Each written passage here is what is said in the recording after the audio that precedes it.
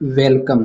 आज के इस लेक्चर में हम डिस्कस करने वाले हैं मेंसुरेशन क्षेत्रमिति के अंदर दो प्रकार के शेप चलती हैं, जैसे 2D और 3D। तो उसमें हम 3D के अंदर हमारे पास टॉपिक आता है प्रिज्म एंड पिरामिड। ये जो टॉपिक है ये competitive exam like SSC, railway and other जो स्टेट एग्जाम होती हैं उनमें इम्पोर्टेंट रोल अदा करता है। क्यों? क्योंकि इसमें डायरेक्ट फॉर्मूला बेस्ड क्वेश्चन बन जाते हैं। जो आपके यदि फॉर्मूला याद है तो आप उससे क्या कर सकते हो, आसानी से उस क्वेश्चन को अटेम्प्ट कर सकते हो। तो फॉर्मूले में भी क्या होता है कि आपको वो याद होना चाहिए, और याद करने के लिए इसके डेफिनेशन को भी समझना आवश्यक होता है। तो उसको डेफिनेशन को भी हम समझने का प्रयास करेंगे अच्छे से, और इनके जो फॉर्मूले हैं उनमें हम कुछ टेक्निक का प्रयोग करके उनको याद करने की कोशिश करेंगे।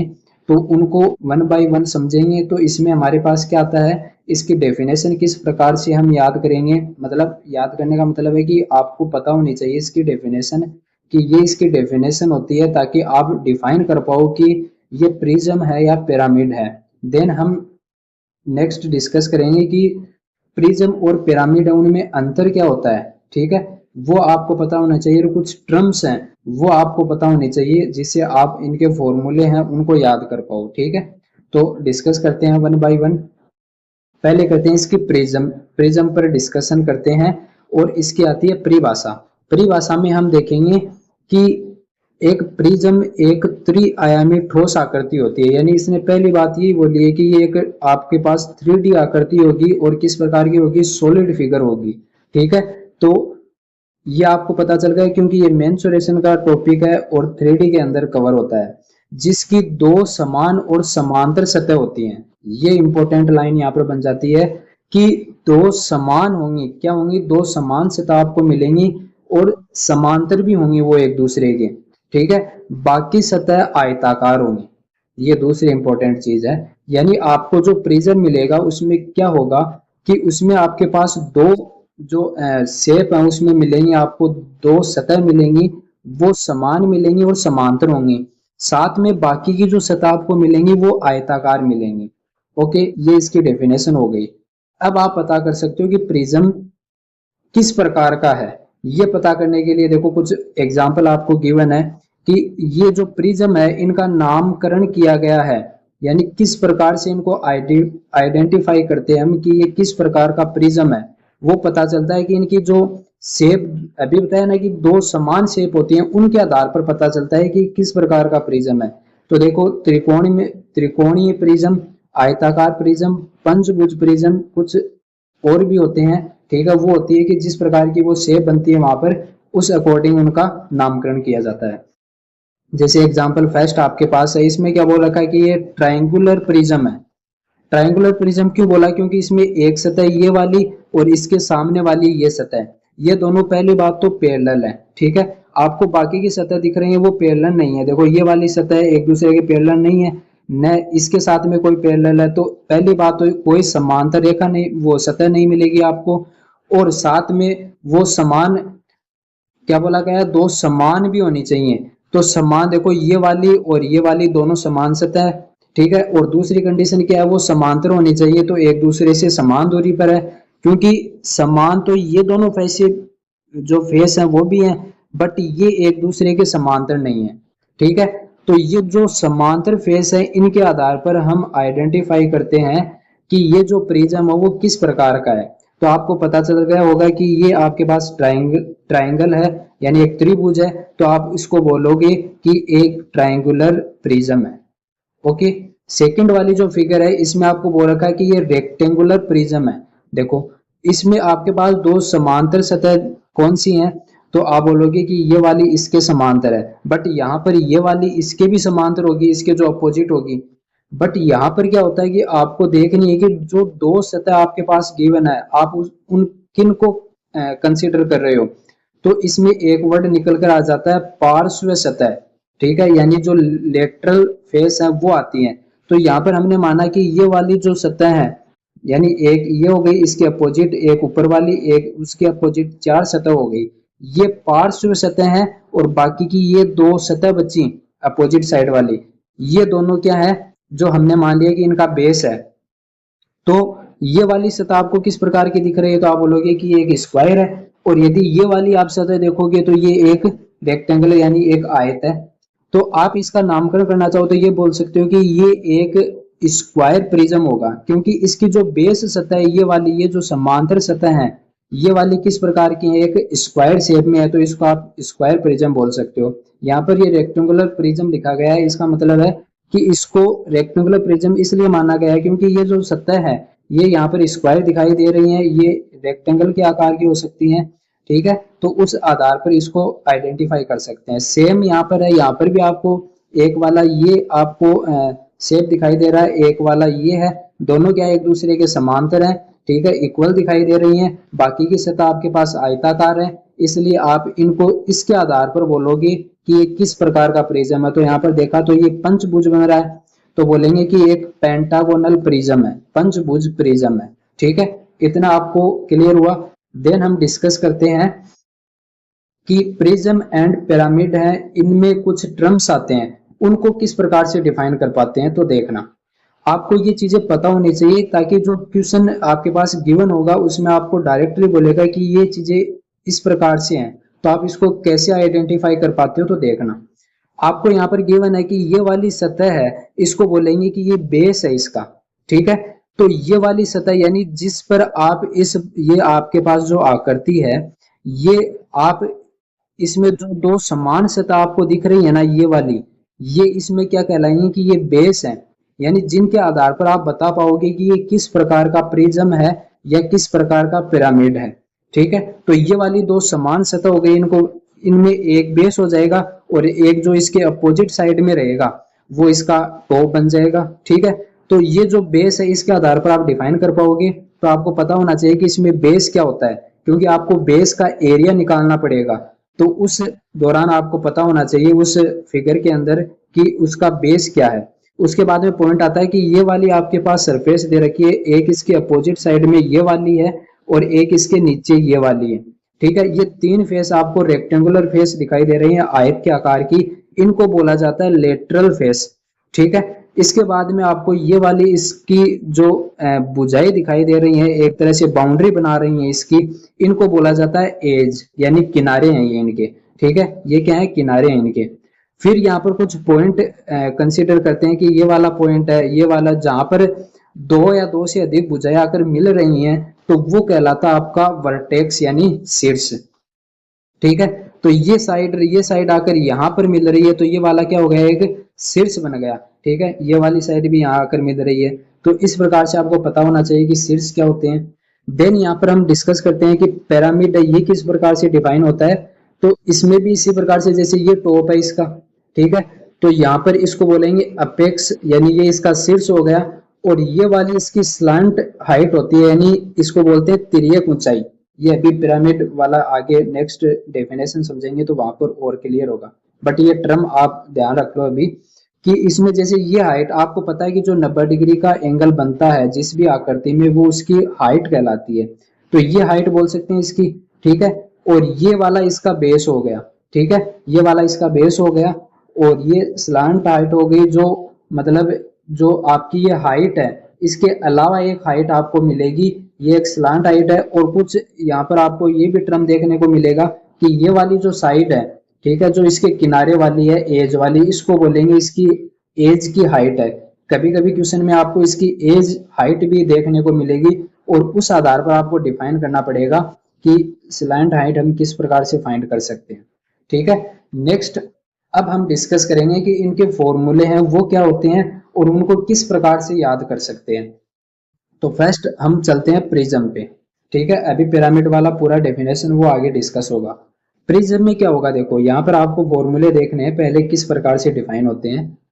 प्रिज्म में आपके पास नॉर्मली देखने को मिलेगा कि ये जो इसके फॉर्मूले हैं किस प्रकार से बनाए गए। यदि आपको ये पता चल गया तो यदि आप इन फॉर्मूलों को भूल भी जाते हो तो आसानी से याद कर सकते हो, बट भूलोगे भी नहीं, क्योंकि मैं कुछ ऐसे टेक्निक आपको बताऊंगा जिनके माध्यम से आप तुरंत याद कर सकते हो। अभी आगे डिस्कस करेंगे।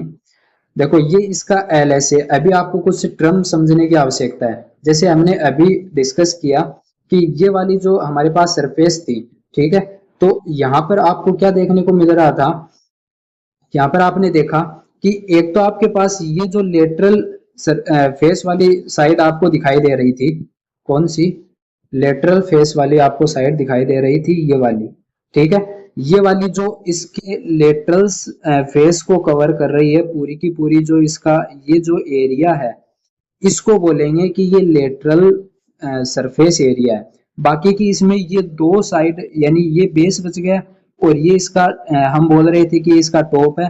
तो ये जो समान साइड और अपोजिट वाली है ना, ये इनको छोड़कर बाकी की जो इस आकृति को कवर कर रही है, ये आकृतियां, इनका कुल जो आपके पास एरिया आएगा वो इसका एरिया क्या, जो मतलब कुल इसकी जो लेंथ आएगी, कितना ये क्षेत्र है, यानी कितना ये क्षेत्र है वो कवर कर रहा है, वो इसका एरिया हो जाएगा, ठीक है। इसी प्रकार से यदि हम प्रिज्म में देखेंगे तो वहां पर ये देखो कितना क्षेत्र चारों ओर से कवर कर रहा है, वो इसका क्षेत्रफल बनेगा।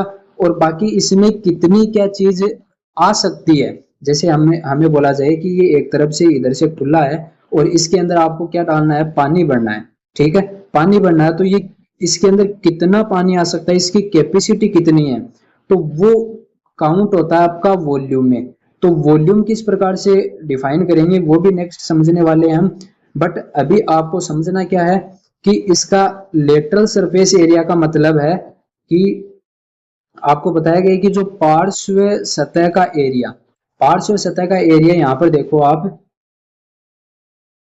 इसमें आपके पास क्या है कि ये वाली सतह देखो, ये वाली सतह किस प्रकार की है, तो आयताकार है, इसके अपोजिट वाली ये भी आयताकार है, ये भी आयताकार है, यानी दो सतह के अलावा आपको जो सतह मिलेंगी वो आयताकार मिलेंगी, बिल्कुल सही है।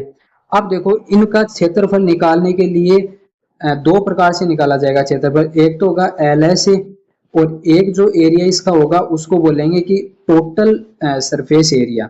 दो एरिया ये मतलब एक तरह से किस प्रकार से डिफाइन किए गए हैं, लेटरल सरफेस एरिया का मतलब है कि उसके टॉप और उसके बॉटम को कवर नहीं किया जाएगा, बाकी की जो आपके पास फिगर बच गई उसका आप क्षेत्र निकालो, वो क्या है, लेटरल सरफेस एरिया है, ठीक है। देन यदि उसकी टॉप और उसके बॉटम को भी शामिल कर लिया जाए और उस पूरी आकृति का आपके पास क्षेत्रफल आ जाए कि वो कितना एरिया कवर करता है, तो वो उसका टोटल सरफेस एरिया हो जाएगा, ठीक है। तो ये चीजें आपको समझनी थी। तो देखते हैं अभी किस प्रकार से इनके फॉर्मूले बनाए गए हैं। पार्श्व सतह का क्षेत्रफल क्या होगा वो देखना अभी, पार्श्व सतह का एरिया, इसको डिफाइन करेंगे कि ये है बेस का परिमाप, यानी पेरीमीटर ऑफ बेस इनटू क्या है, हाइट। यानी जब आप पेरीमीटर ऑफ बेस फाइंड करोगे और उसको हाइट से मल्टीप्लाई कर दोगे तो आपके पास आ जाएगा पार्श्व सतह का क्षेत्रफल। देखो समझो, यहाँ पर आपके पास जैसे प्रिज्म बना हुआ है, अभी बनाते हैं यहाँ पर एक प्रिज्म, तो उसमें आपके पास क्या होगा, जैसे ये हमने एक प्रिज्म बनाया, ठीक है। अब ये एक सतह इसकी ये हो गई, एक सतह इसकी ये हो गई, ये दोनों आपको समान दिखाई दे रही है और किस प्रकार की है, ट्रायंगल के आकार की। तो आप बोलोगे कि ये आपके पास क्या है, एक ट्रायंगुलर प्रिज्म है, ठीक है, क्योंकि बाकी की सतह आपको दिखाई दे रही है वो एक आयत के आकार की है, ठीक है।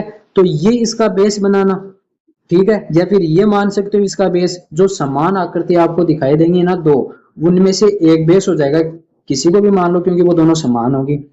अब इस बेस का जो एरिया है वो कितना है, ठीक है। तो यहां पर हमें एरिया फाइंड नहीं करना है, पहले इसका पेरीमीटर और बेस निकालना है। तो इसका जो पेरीमीटर है वो कितना आएगा, यानी इसका जो परिमाप है वो आएगा, आपको पता होगा कि किसी भी ट्रायंगल के लिए उसकी तीनों भुजाओं का योग है वो क्या होता है, उसका पेरीमीटर होता है।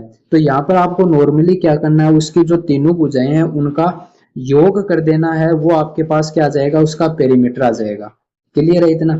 उसके बाद में उसकी हाइट कितनी है, यानी इसके टॉप से इसके इस बेस की जो हाइट है ये वाली, ये जो हाइट है, ये हाइट इसकी कितनी है, ठीक है, ये जो हाइट है ये इसकी कितनी है उससे मल्टीप्लाई कर देना है, ठीक है। तो इसका मतलब क्या हुआ कि इसका ये वाला जो लेटरल सरफेस है वो कवर हुआ या नहीं हुआ, बिल्कुल हो गया। तो ये इसका बन गया पार्श्व सतह का एरिया। अभी इसको याद करेंगे और अच्छे से। Total surface area, total surface area कैसे करेंगे कि जो आपने ये वाला लेटरल सरफेस एरिया निकाला है, इसमें आपको क्या ऐड करना है, ठीक है, क्या ऐड करना है, इसमें आपको करना है जो आपने छोड़ा है, क्या छोड़ा है, इसमें आपने ये ऊपर वाला जो टॉप था और ये आपके पास बेस था, इन दोनों का एरिया है वो आपने इंक्लूड नहीं किया है, आपने इन सतहों का निकाला है, ठीक है, क्योंकि हाइट इंक्लूड हुई थी, हाइट इंक्लूड होने के कारण ये जो इसकी बाउंड्री बनी थी, ये बाउंड्री यहाँ पर बनी थी, एक बाउंड्री यहाँ पर बनी थी, तो ये बाउंड्री और इसके ये लेटरल सरफेस एरिया आपने कवर किया था, उसको आपने बोल दिया एल एस ए, और अभी टी एस ए किसे बोलोगे कि इसमें एल एस ए प्लस कर दोगे आप, जो इनके एक तो टॉप वाला एक बेस वाला, ये दो सतह बच गई तो दो से मल्टीप्लाई करना है और दोनों का एरिया इक्वल आएगा, हमेशा इक्वल आएगा, ठीक है। यहाँ पर अभी ट्राइंगल है, कभी स्क्वायर बन जाएगा, कभी इसमें और जो भी आपके पास आकृति आएंगे जैसे पेंटागोनल हमने देखा वो बन जाएगा, ठीक है। तो यहाँ पर आपके पास जो इनका जो एरिया है वो निकालना है। अब बेस का एरिया यहाँ पर आपके पास को पता है कि ये ट्राइंगल है, तो 1/2 इंटू क्या हो जाएगा, बेस इंटू हाइट, ठीक है, यही तो होता है एक ट्राइंगल का। तो इसमें आप ट्राइंगल का जो एरिया है वो फाइंड करना है, उसके बाद में उस एरिया जो एरिया निकल के आपके पास आएगा उसको 2 से मल्टीप्लाई कर देना है, क्योंकि आपके पास दो ये पृष्ठ हो जाएंगे, ठीक है। तो ये जो आपने जो ट्राइंगल का एरिया निकाला है उसके बाद में 2 से मल्टीप्लाई किया है, उसके बाद में उसको एल एस ए से ऐड किया है, देन ये जो आपके पास कंप्लीट आ जाएगा, ये बन जाएगा इसका टोटल सरफेस एरिया।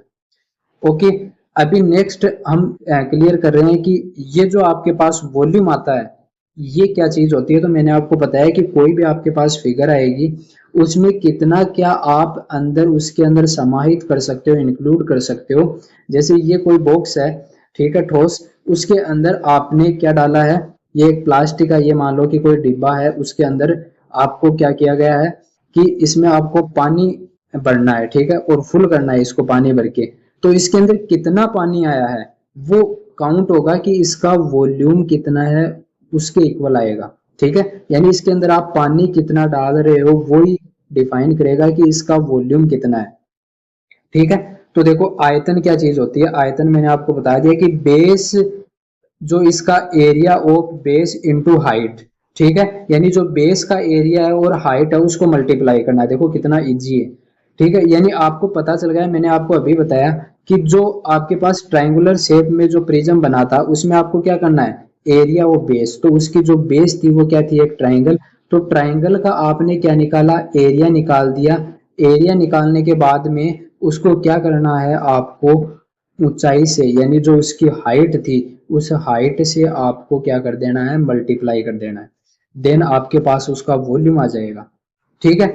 यहां पर आपको याद रखना इतना है कि जब आपने एल एस ए निकाला था उस टाइम पे आपने क्या किया था, पेरीमीटर ऑफ बेस किया था, किसमें, हाइट में इंटू किया था, लेकिन यहां पर आप कर रहे हो area into area of base into height कर रहे हो।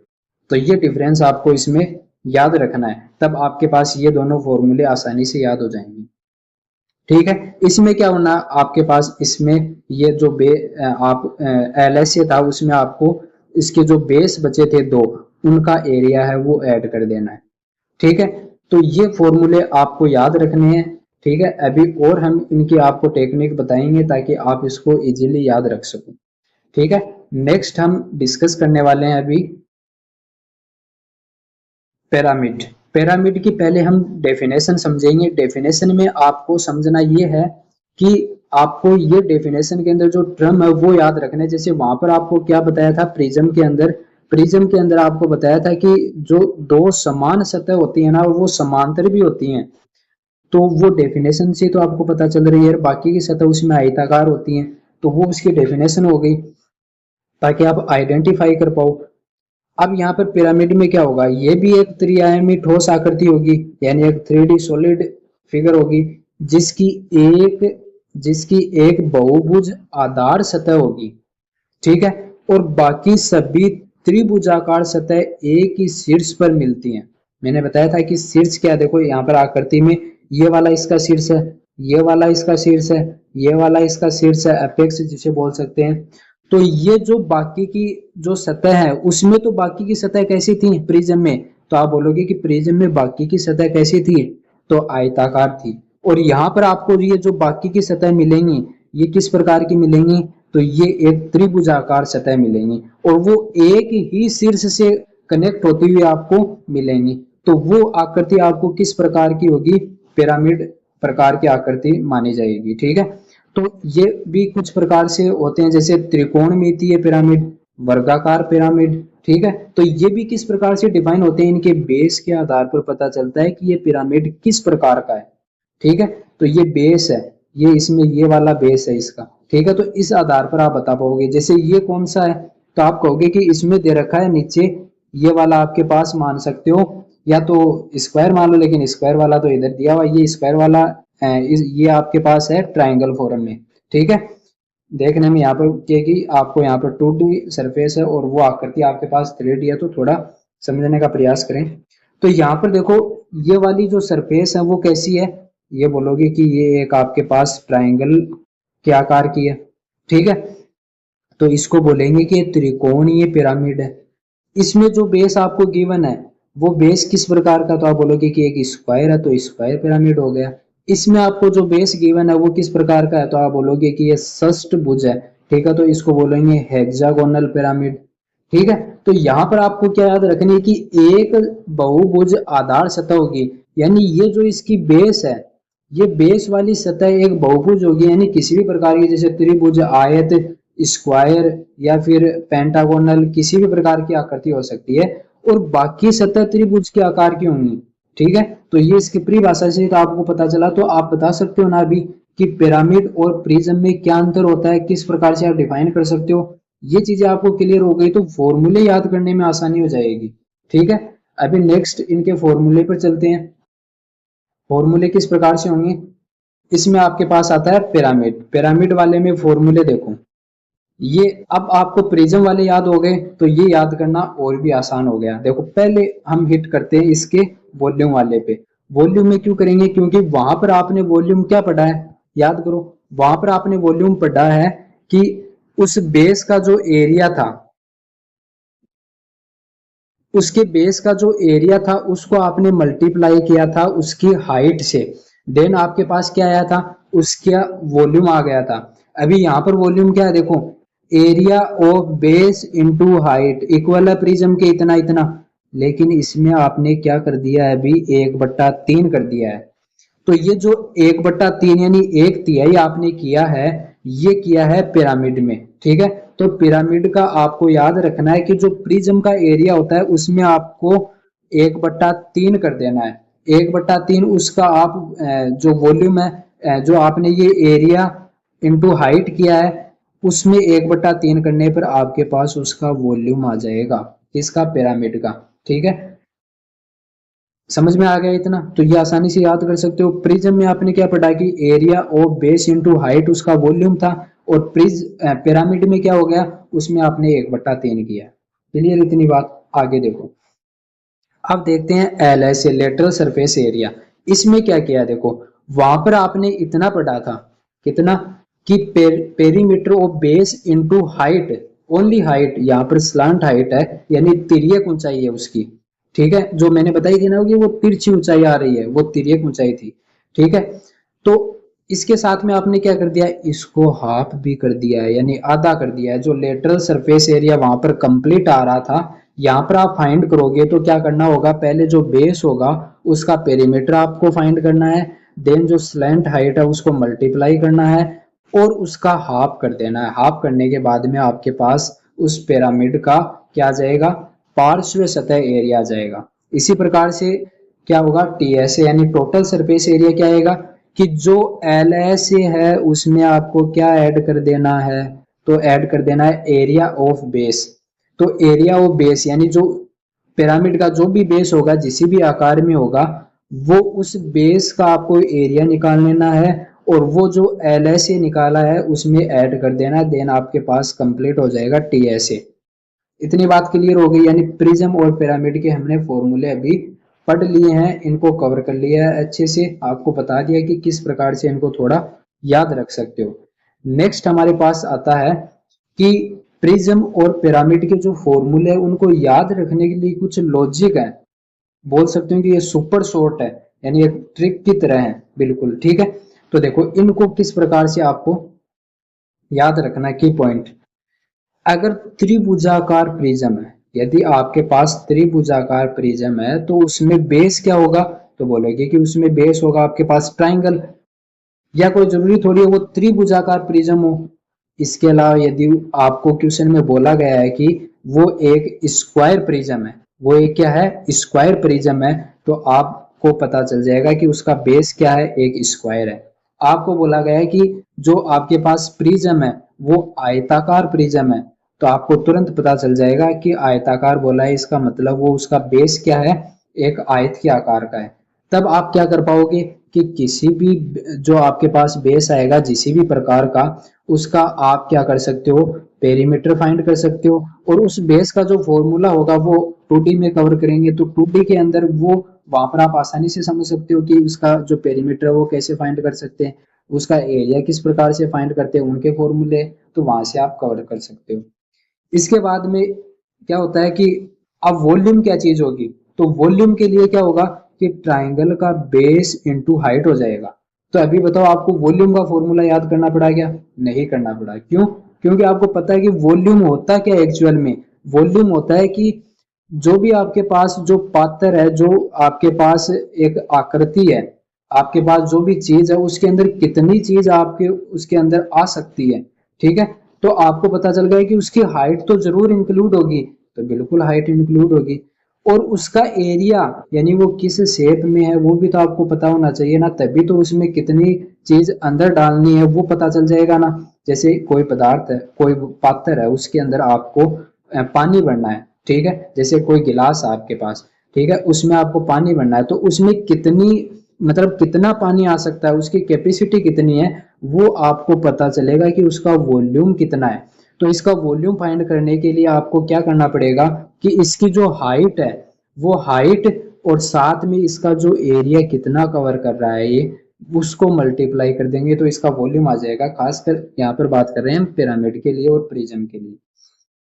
तो जो वॉल्यूम आएगा वो वॉल्यूम क्या आएगा, जैसे यहाँ पर जो बेस था वो क्या था, ट्राइंगल, यदि आपके पास स्क्वायर बेस आ गया तो यहाँ पर लिख देंगे कि स्क्वायर का एरिया इनटू हाइट, इतना याद हुआ। उसके बाद में प्रिज्म और पिरामिड में फर्क क्या है, इसको आप आसानी से याद कर सकते हो, कैसे, देखो प्रिज्म क्या होता है, प्रिज्म पूरा बेस बार बार ऊपर तक जाता है, यानी आपको कोई कहे कि प्रिज्म बना कैसे है, तो आप बोलोगे कि आपके पास जैसे ये कोई ट्रायंगुलर प्रिज्म था, तो इसमें इसका जो बेस है वो कैसा होगा, तो आप बोलोगे ट्रायंगल के समान होगा। अब यदि आपके पास एक ट्रायंगल के आकार की कुछ, ये मान लो कोई स्लेट थी, उसके ऊपर आपने दूसरी स्लेट रखी, इसी प्रकार से रखते गए रखते गए, तो वो एक हाइट कवर करेगी, और साथ में देखो यहाँ पर बोला गया ना पूरा बेस बार बार ऊपर तक रखा जाता है, तो वो क्या बन जाता है, एक प्रिज्म की तरह बन जाएगा, ठीक है, प्रिज्म की तरह बन जाएगा, क्योंकि उसमें हाइट आ जाएगी और उसका कुछ ना कुछ बेस होगा जो कि इक्वल होगा, और उसको इक्वली रखते रहेंगे, तो वो एक प्रिज्म बन जाएगा।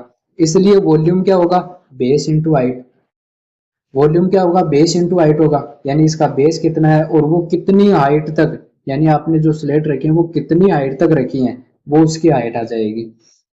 ओके इतना। अब पिरामिड में देखो क्या याद रखना है, ऊपर जाकर नुकीला होता है, यानी पिरामिड में आपको बताया ना मैंने कि वो फिगर है वो ऊपर जाकर क्या हो जाएगी, जैसे यहाँ पर इसका बेस होगा और वो ऊपर जाकर एक ही शीर्ष से मिलेगी, यानी ये जो सतह जाकर जो त्रिकोणमितीय जो सतह जाकर ऊपर मिलेंगी, ये एक तरह से इसको नुकीला बना देंगी।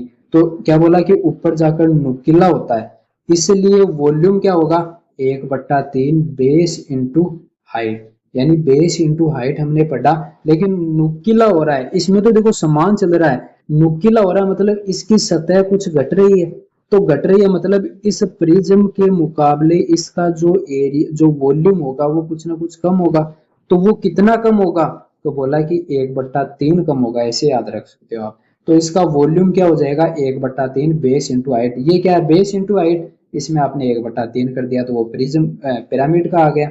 तो इतनी बात आप आसानी से याद रख सकते हो। तो ये जो फॉर्मूले हैं इसको आप आसानी से याद रख सकते हो, और इस प्रकार से आप यदि ट्रिक बनाओगे तो इसको लॉन्ग टाइम तक याद रख सकते हो, और यदि कभी भूल गए तो भी आसानी से याद कर सकते हो इसको।